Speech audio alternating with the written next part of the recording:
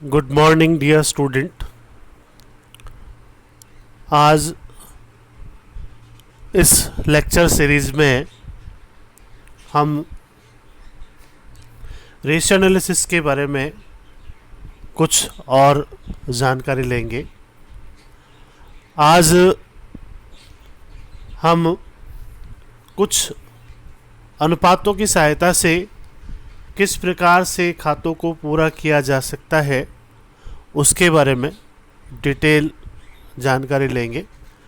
पिछली कक्षाओं में मैंने आपको रेशियो एनालिसिस के बारे में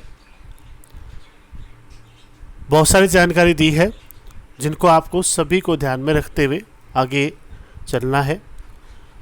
और जस्ट पीछे वाली क्लास में मैंने आपको बताया था कि बैलेंस शीट को किस प्रकार से पूरा किया जाता है अनुपातों की सहायता से। उससे जस्ट पिछली क्लास में मैंने आपको प्रॉफिट लॉस अकाउंट और ट्रेडिंग अकाउंट को किस प्रकार से पूरा किया जाता है उसके बारे में जानकारी दी।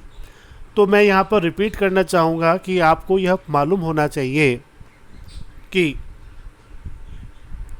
कौन कौन से सूत्र का कौन कौन सा पार्ट है, कौन कौन सा हिस्सा है, वो किस प्रकार से ज्ञात किया जाता है।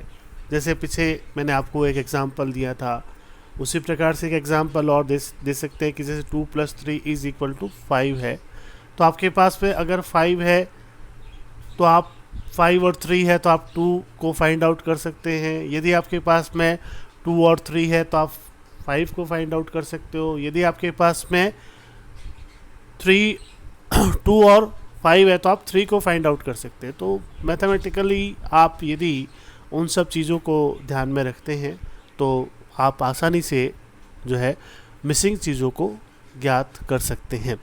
उसी व्याख्यान माला को आगे बढ़ाते हुए आज आपको इस पाठशाला में कुछ नई चीज़ों के बारे में जानकारी दी जा रही है, जो इस प्रकार से है, जिसके बारे में आगे बढ़ते हैं। देखिए, आपके सामने एक एग्ज़ाम्पल है जिसको मैं पढ़ रहा हूँ, हिंदी और अंग्रेज़ी दोनों में पढ़ रहा हूँ। आप सावधानी से सुने और नोट करना चाहें तो नोट भी करें। व्यापार तथा लाभ हानि खाते का प्रारूप नीचे दिया गया है। नीचे दिए गए अनुपातों की सहायता से रिक्त स्थानों को भरिए तथा इन खातों को पूर्ण कीजिए। The format of trading profit and loss account is given and as under. Fill in the blank and compute these account with help of given ratio.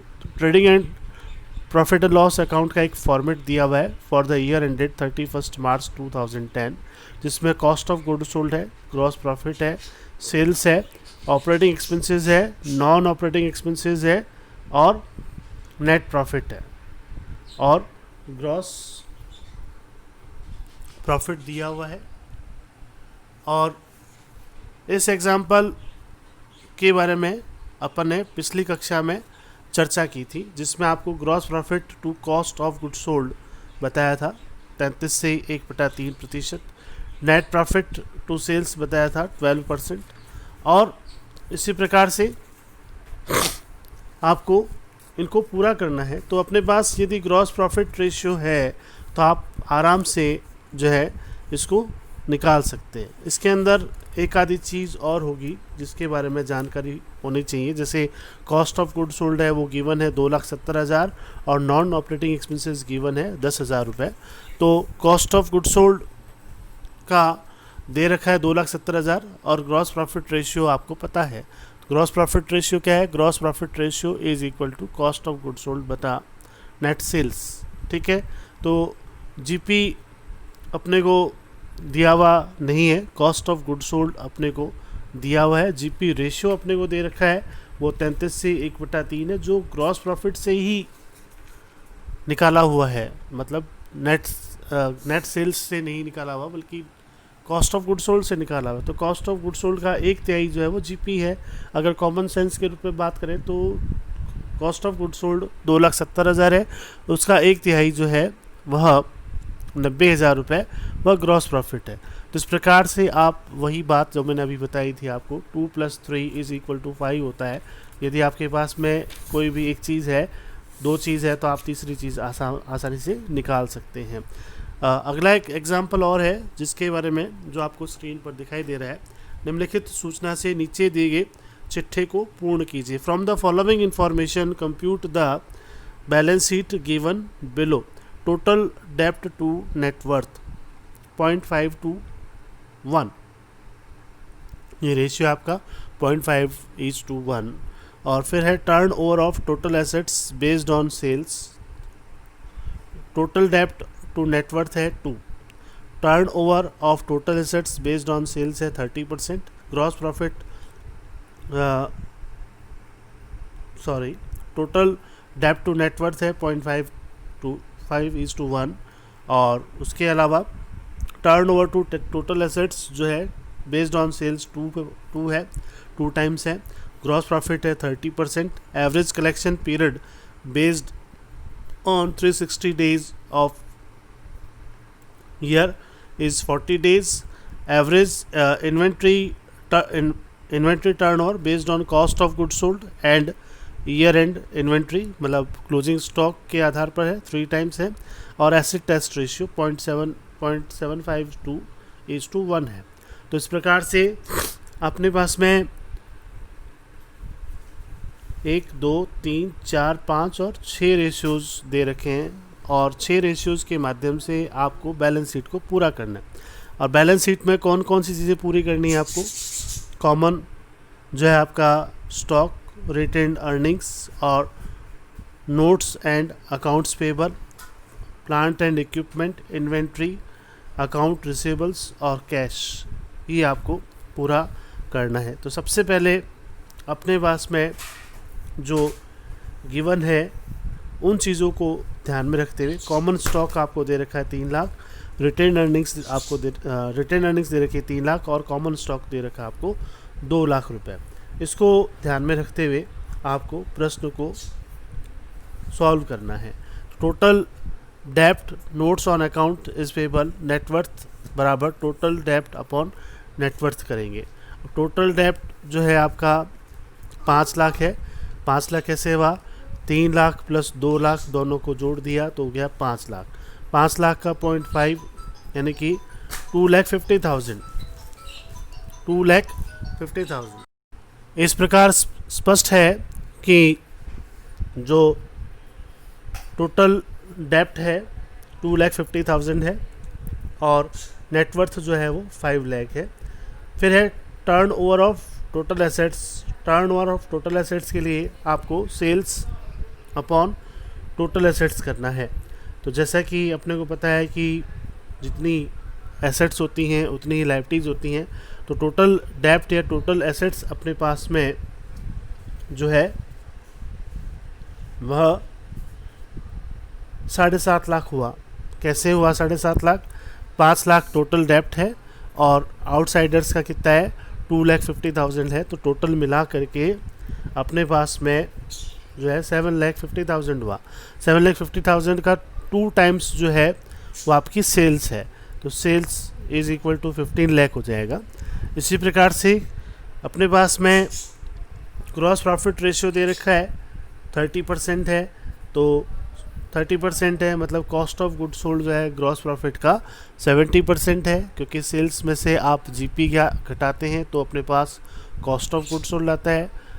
तो सेल्स में से आपने जीपी 30% घटाया या 100 में से 30% घटाया तो 70% बचा। तो 15 लाख का 70% जो भी है 10,50,000 कॉस्ट ऑफ गुड सोल्ड हो जाएगा।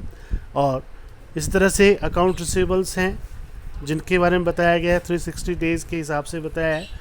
तो वही 40 डेज़ का बताया गया है। तो 15 लाख गुना 40/360 बराबर 1,67,667 आया। और इन्वेंट्री जो है ईयर एंड की इन्वेंट्री के बारे में बताया गया है।